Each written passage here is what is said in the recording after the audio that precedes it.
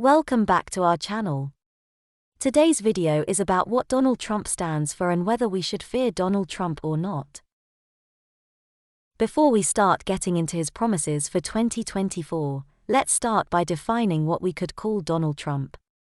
According to many people, Trump is primarily a populist, protectionist, isolationist, and nationalist. Trump became a frequent topic of public discussion as well as a cause of strong party disagreements due to his status as a political outsider, his outspoken personality, and his willingness to challenge established norms and expectations of presidential conduct. The concept of putting America first was one of Trump's core values. In trade agreements, diplomatic relations, and international accords, he argued in favor of strategies that put American interests first. Insisting that they were not beneficial to American interests, he sought to renegotiate or withdraw from agreements like NAFTA and the Paris Agreement. Trump frequently promoted nationalist discourse, stressing sense of identity and pride in our nation. He underlined the need to lessen reliance on foreign institutions and accords while maintaining American culture and values. Trump's political approach might be characterized as populist, appealing to the issues and complaints of regular Americans who feel alienated by the ruling class in politics. He presented himself as an outsider prepared to oppose the status quo. Regarding climate change and its human sources, Trump voiced doubt. He pulled the United States out of the global climate change initiative known as the Paris Agreement, claiming that it unfairly burdened American companies. Some of Trump's supporters see his administration's efforts to decrease bureaucratic inefficiencies and simplify federal procedures as a plus. The world was in disbelief when Roe v. Wade was overruled.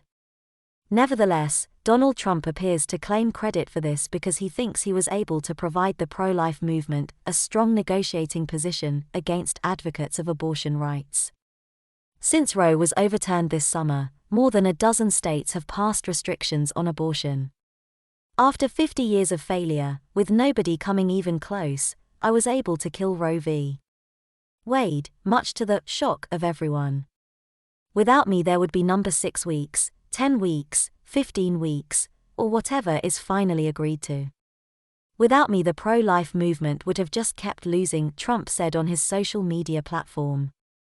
Trump recently reiterated his claim that radicals are people that would have a baby destroyed, killed at the end of the 9th month or even after birth. He also demonstrated that he supports exceptions to abortion bans including rape, incest, or when the mother's life is in danger. During a CNN event, Trump was evasive on his views on abortion, failing to declare whether he would support a government ban on the procedure while asserting that the overturning of Roe v.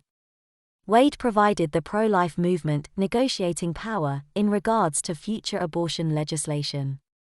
Regarding gender-affirming care, Trump has promised to impose stringent regulations on the LGBTQ+ group.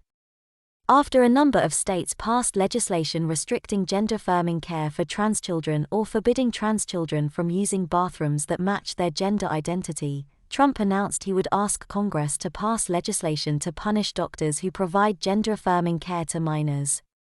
This God-backed initiative was denounced by Democrats and LGBTQ+ organizations.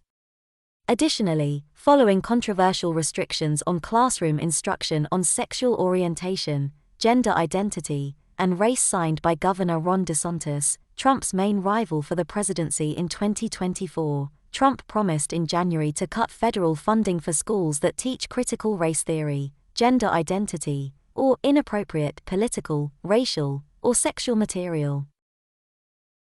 Trump did briefly mention wanting to keep men out of women's sports, a reference to transgender athletes, though it was not a focus of his Saturday remarks.